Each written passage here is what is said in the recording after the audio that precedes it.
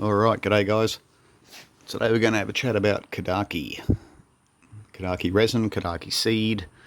So, no doubt a lot of you have started noticing the seed that's accumulating on the front of your hive. And from what I've seen on social media, people start losing their minds when they see that, start freaking out. So we're going to have a little chat about why you shouldn't freak out, or maybe why you should freak out. Alright, let's get into it, eh? Okie dokes, guys. So, what we're looking at here is a viewing panel off one of my Hocking's Eye hives here. Crikey. Okay, so the yellow stuff we're looking at here is Cadaghi resin. Okay, and the brown stuff is the seed. Okay, so in the gum nut of the Cadaghi tree, there are a couple of little droplets of resin that the bees are mad for. They absolutely love it. But in order to get to that resin, they have to cross paths with this seed here. So the seed sticks to the bee flies away from the tree. In some cases, the seed falls off the bee's legs and onto the ground and germinates, and that's how Cadaghis spread. But the majority of the seed comes back to the hive anyway. So they're collecting the resin, they're not collecting the seed. The seed is the byproduct of collecting the resin. The resin itself is extremely valuable to the bees. It's apparently medicinal for them. Could even be a pest repellent as well. And this is where they tend, or where I find that they store most of their resin, is on the viewing panel, like this. Some people say that the Cadaghi resin slumps in the heat and kills your bees, but it's been proven that this resin starts to melt or slump at a temperature higher than the bees can live in anyway. So if you do get slumping in a hive with Cadaghi resin, your bees are already dead. So apart from it being absolutely evil to touch, I quite like it. It's a really good resource for the bees, and we've seen it quite a few times now when the bees get attacked by another colony, or even when there's a heap of forage fly hanging around. They'll just stick a great big plug of this Cadaghi resin right in the hive entrance, and nothing's getting in that. No way. But anyway, let's go and have a quick chat about Cadaghi seed in your hive and Cadaghi traps. Alrighty, so we'll just have a little wander around the yard and just have a look at a few different entrances. So these girls are Australis. So yep, Australis collected as well. This bloody thing will focus. There we go. And here are some TH. You can see the entrance is completely clear. So these TCs here. Again, totally clear entrance.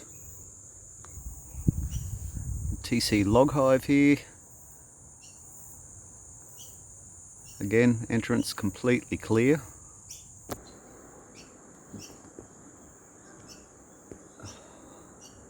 TCs here, completely clear.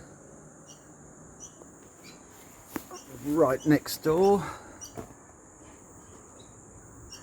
TH bugger all collection there.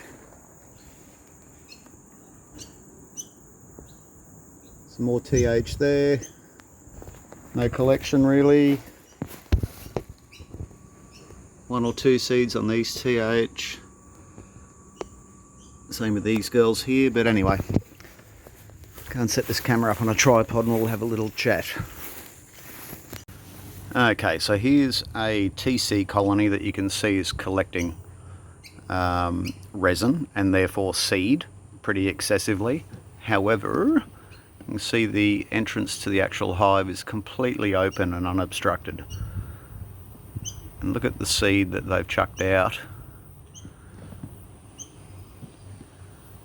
So my thought on traps has changed now. So if you're getting a hive like this that's collecting a lot of resin and therefore a lot of seed, some seed is definitely going to get inside your hive, right? You're never ever going to stop all of the seed and all of the resin, and you shouldn't be concerned about that, I don't think. But if you were to put a trap on this hive here, where the entrance is completely open, effectively what you would be doing is creating a restriction of seed where there's no restriction existing already. So does that make sense?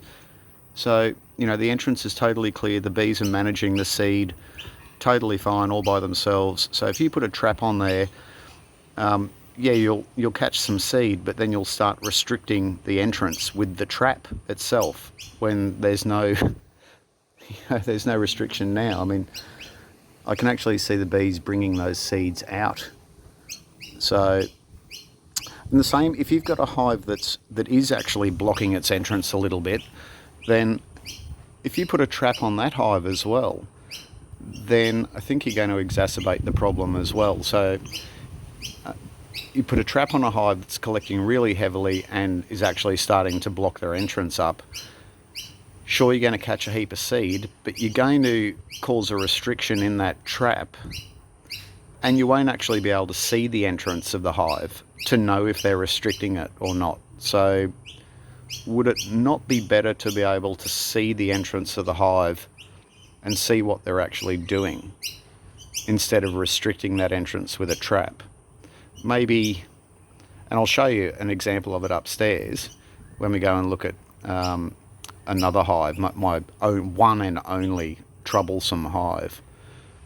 Instead of having a trap, which are generally like a cylinder that plugs onto the front of your hive somehow and is full of coconut fibre, instead of having that sort of arrangement, maybe it might be better to just have like a landing pad of coconut husk, and that's somewhere where the bees can land and try and dislodge the seed before going in the hive. And they do work, but my thought there is that at least you're providing with some area where they can dislodge the seed, and you can still have a clear view of the entrance, so you'll be able to see if they're restricting it or not. But I think my attitude to traps now is, unless the hive is actually physically blocking the entrance, I won't bother fitting a trap to any hive at all, regardless of how much seed they're collecting. I think it all comes down to watching that. If your entrance is clear, I wouldn't be bothering with the trap, but that's just my opinion. You guys do whatever you're comfortable with, but I don't think there's any need whatsoever to freak out if you start seeing seed accumulating around your hive entrance. Keep an eye on the actual entrance itself. Okie dokes, so here's my one troublesome Hocking's Eye hive. Now these guys actually did completely block themselves in, and in an experiment that I did, I just wanted to see if they would actually completely seal themselves in, which they did. And just in case, as a little bit of insurance, on the back of this hive we have a vent and an adduction port. So I replaced the vent cap on the vent with a new one, and the adduction port normally has a solid plastic plug that goes in it. But I removed that plug and replaced it with a brand new vent cap as well. So they had effectively two vents. So we took off to the farm for the day and we came home, and this entrance here, completely, totally blocked. No activity, no bees. I couldn't hear any buzzing or anything coming from here. So I went around to the back of the hive and had a look in those vent caps, and they were both jam-packed full of bees trying to get out. So that's the only time that I've experienced a total blockage, but I suspect I may have had it before a couple of years ago, had I not been really proactive with clearing out the entrances. But anyway, and I'm talking inside the actual entrance hose here, okay, not this area around the hose. Right, that doesn't concern me at all. It's restriction, bad restriction, in the actual entrance to the hive. So, I'll just grab a trap and I'll show you what they're all about. Okay, so here's a typical Cadaghi trap. So, there's a whole bunch of variations on this theme. So, this is just a PVC cylinder. I've cut some slots in it and I just stick these little bits of coconut fibre in them. And the idea with this trap is that they land here, walk inside, they have all this area here to dislodge seed, but then they have to well, go under this bit and then go over this bit, and then there's a big gap here, and then they have to climb under this bit before actually coming out the other end and going into the hive. So it's very, very effective, but it just becomes basically a solid tube of Cadaghi seed. So yeah, you're collecting a lot of seed, but you're also, by doing that, restricting the entrance here. But you're restricting it further out from the hive. So is there any real point to doing that? You don't, by having that trap on there, you won't know if this is actually getting full of seed because you can't see it. So you're going to have to be pulling the trap off and managing that, whereas you may as well just manage it here straight away. So perhaps, as I was saying before, maybe a better solution is to have something like that. So that's just like a pad of that coconut fibre. I'm trying not to squash this bee here. Yeah, so it's a pad of coconut fibre, and it effectively just clips onto the front of the hive like that. So the bees can land in this area here, dislodge seed before going into the hive, and you can still see the hive entrance.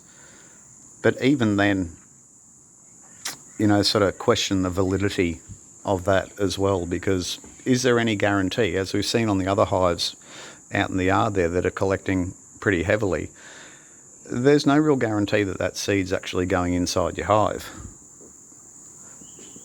So I would probably suggest the best way to assess your hive that's starting to collect Cadaghi resin and therefore Cadaghi seed is to just watch it for a bit and don't freak out. If you start to see seed accumulating around the hive entrance, just watch it. And if they don't start closing down the entrance of the hive, don't worry about it. Don't worry about a trap. That's just my opinion. You guys do whatever you feel is necessary and whatever you're comfortable with, but yeah, no, that's my opinion anyway. Okay guys, just here's a quick picture of the or video of the back of the hive that blocked itself in. So you can see the vent cap I've got there at the top. It's still open and it's still full of bees actually. So below that is the adduction port. Okay, that's where you hook up your mother hive to the back of it. Now that port there is normally blocked with a solid plug. But what I did is I removed that plug and I replaced it with a vent cap, which is the same as the one just above it. And I'm pretty positive that's what's the only thing that saved this hive the day that they blocked themselves in. If I just come around to the right a little bit, you'll see the mother hive that was hooked up to that hive, to the daughter hive. That's its entrance there. So not a seed in sight, apart from those ones there actually there that they've chucked out or managed, or they've landed there and dislodged them themselves. But in the actual entrance, nothing. So that's weird, considering they're, a couple of weeks ago they were actually the same colony of bees. But I'll throw some still images in of the front of this hive here on the day when they restricted themselves. But anyway, there we go. Happy days. So I'm just going to leave these girls just like that. I'm going to leave this, I've just put a little T-piece on that adduction port, blocked the other side of it. So these girls are now coming and going from this hose here, as well as the front of the hive, but I'll always have this entrance here to go into as well. So effectively I've just given this hive 2 entrances. So, and they've still got that vent above them as well, which is good. So I don't have any doubt in my mind that they'll block themselves in again, particularly when we're not here on the weekends. So anyway, that's that. All right, guys, so here's a couple of still images of about a week ago when they actually blocked themselves in completely. So when we came home from the farm, we'd been away for about a day and a half. There was no bee activity at the front. There was no foragers returning, no sound from the front of the hive either. And this is the slug of Cadaghi seed I pulled out of the entrance tube. It's pretty sizable. Just for scale, there's my mangled sausage finger. So yeah, it just is what it is. I'm going to have to manage this hive, this one particular hive. And right on cue, we've come home again today. Again, been away for about a day and a half, and they've nearly done it again. So not a full blockage there. There's about 1 to 1.5 sort of bee spaces where they can get in and out. But the rear entrance is getting sort of all the activity. So I'm really glad that that's there, and I'm just going to leave that in place now. There's no point in me removing that. I'm just going to have to manage the seed issue at the front of the hive, and yeah, just let them come and go from this second entrance. The vent above it is still in situ, so I think we'll just have to ride out this Cadaghi season, and I'll just have to manage this one particular hive just by digging out the entrance every night. But that's about it, guys. Nothing more I can do. Idiots. Alright guys, that's it, eh? Thanks for watching. Be good to yourselves. Oh, and let me know, guys, in the comments, what's your personal experience with Cadaghi seed? Do you have any issues? Have you had a hive close itself off? Had any slumping? Just, personal experience, guys, not I've heard this or I've heard that. Righto, catch you later. See ya.